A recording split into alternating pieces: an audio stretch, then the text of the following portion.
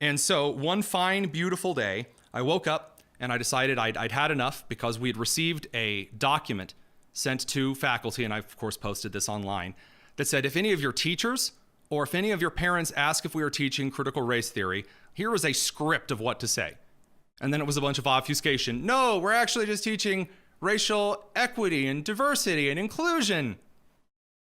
And then it took them 2 months to fire me because I was an exemplary employee. And it turns out that when you have highly effective on everything, it's really difficult to find a reason to fire you. So I was told after that I hadn't actually found anything. Oh, IPS hadn't. I said that, actually we're dig back all the way here. In 2022, which is a couple of months after I had gotten the boot from Indianapolis, I said that Indianapolis was continuing to promote critical race theory in the district. All over it, workbooks, teachers were sending me various things from inside the district. And on March 9th, I posted, what's funny is that the Indiana State Teachers Association, which is the biggest teachers union here in the state, says that our schools aren't getting enough money from the State House. But then IPS schools, Indianapolis Public Schools, turns around and spends tons of state money that should go to their staff and students on the Racial Equity Institute and their racist filth. Again, I posted that on March 9th, 2022. According to several outlets, including Parents Defending Education, from whom the investigation was completed, after a series of FOIA documents, that means that the district was ordered to turn over documents regarding things like funding, Indianapolis Public Schools wasted $1.3 million, including $680,000 from Title I funds, that's very illegal, to push divisive racial policies, calling colorblindness, the idea that everyone is the same and we should treat people the same no matter what race they are, as a form of racism.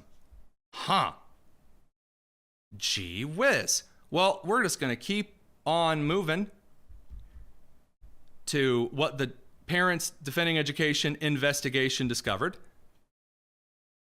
And it turns out that all of the serious accusations that I made about the administration at IPS, that they were putting a lot of money into Patricia Payne's racial equity office to push racist policies on the teachers and on the students, in which black students, because Indianapolis Public Schools has never once cared about Hispanic students ever. They claim to. Half of their English second language staff when I was there couldn't even speak Spanish.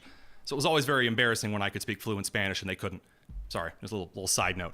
But they would claim that black students were doing poorly in every subject because of systemic racism baked into Indianapolis. And Patricia Payne would get up on these calls and warble her jaws and say a bunch of anti-Semitic and anti-Asian things that were disgusting, by the way, and tell us all and introduce all these racial equity people that they were bringing into the district, spending millions of dollars on, and how we could tell our students that everyone was racist, where I saw teachers forced to apologize at Arsenal Tech High School in Indianapolis by the principal at the time, Corey Franklin, because this particular teacher had a lot of students who were black that were failing. So he had to tell everyone like 2 minutes of shame, like he had to admit that he was racist, like deep psychologically. And then IPS and other schools would get in front of the state and go, more money, give us more money, we don't have enough money. If you drop $1.3 million on speaker fees to come in and tell everybody that Martin Luther King was wrong, you don't need any more money. And I've said this before, and it has never been a better time to remind everyone that every single state legislature in this country, unless you're New York City and New York City has control over their public school system, needs to split every inner city school district in the country up into, they don't even have to be charter or private schools, split every one of them up. Because inner city schools in this country have failed consistently. Whether it's Baltimore, whether it's Indianapolis, whether it's New York City, whether it's Dallas, I don't care. They failed. The data shows it.